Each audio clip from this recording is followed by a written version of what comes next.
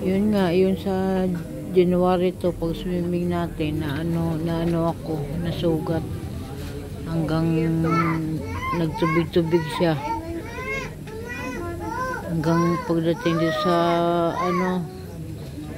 pagdating dito sa bahay, di nanghihina na ako, hindi ako makalakad, pero nagpaano ako sa ospital, nagpa-check up. Binigyan ako ni DC 2,000 pang pa-check up. Tapos si Crisel tsaka Jomna tag 1,000. Binigyan ako.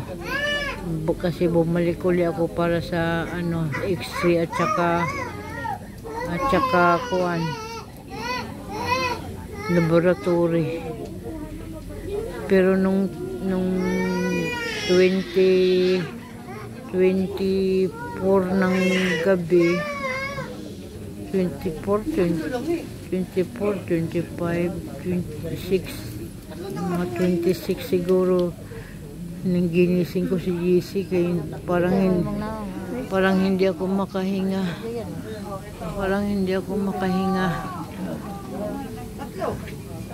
Nanghihinang lalambot ako, kaya nagpadala ako sa sa hospital malapit dito sa amin.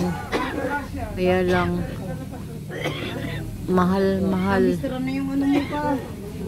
kasi, kaya kami lumapit. Hindi pa nga po, tagal. Kaya kami lumapit. Wala pa sa Kaya kami lumipat ng ibang hospital sa public. Kaya lang baka matagal-tagalan pa ako dito daw, sabi. Obserbahan pa yung paa ko. Sana hindi lang maputol. Sabi mo, paano ka ng dugo? Tapos pagdating dito, nagpa-x-ray ulit ako, nagpa-laboratory ulit. Yun, si Cristel, hindi pumasok nung time na yun, nung na-admit ako. Ngayon lang. Tapos 2 araw hindi pumasok si Cristel. Ngayon di niya pumayag daw yung di siya pwede mo nang umabsent. Kaya yun sila si GC ang tapos si Insi nandito nagdalaw. Binigyan ako. Tapos nung binilan ako ng damit, wala madalang damit. Kumain ka lang para pagkain mo malakas ka. Pwedeng forma mo, lalo di palabasin. Baka mga ilang araw, baka malipat ako sa ward.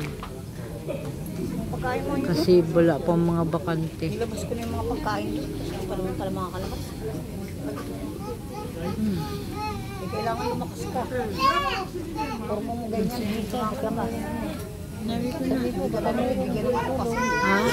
Forbilin ka na. Matagal-tagal ka. Sana nakakahiya man sa'yo. Pero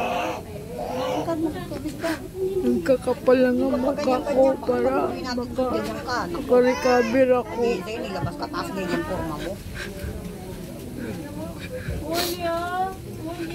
Hindi ko naman ginusto eh. Bumabas na. Sana matulungan mo ako kahit konti lang. Nakakahiyaman. Kapalan ko na lang ng mukha ko para matulungan mo ako ng kahit konti. Diyan, umupo ka dyan.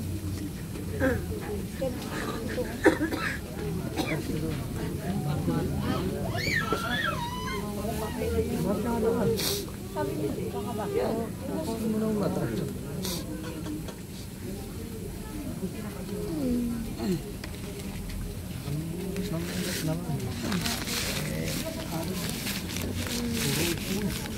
Kaya nga, kailangan mag-ano ka.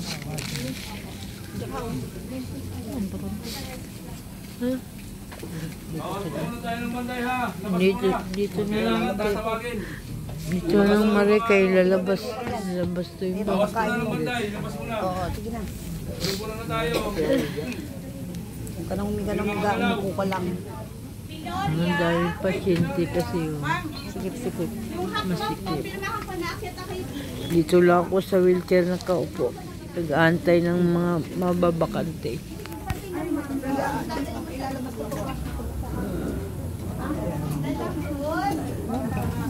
Tama na eh. Oo, kumain ka.